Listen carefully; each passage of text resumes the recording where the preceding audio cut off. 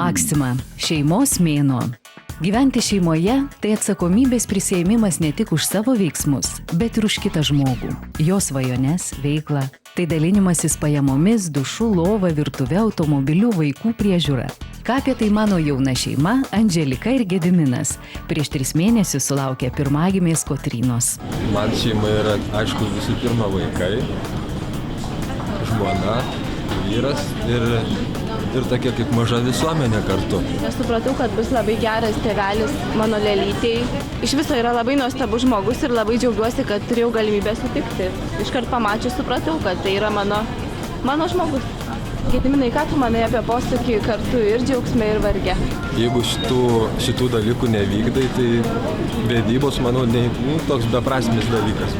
O tu? Jo, jeigu kartu, tai aš manau nuo pradžios tai gali. Būkite su šeima dažniau.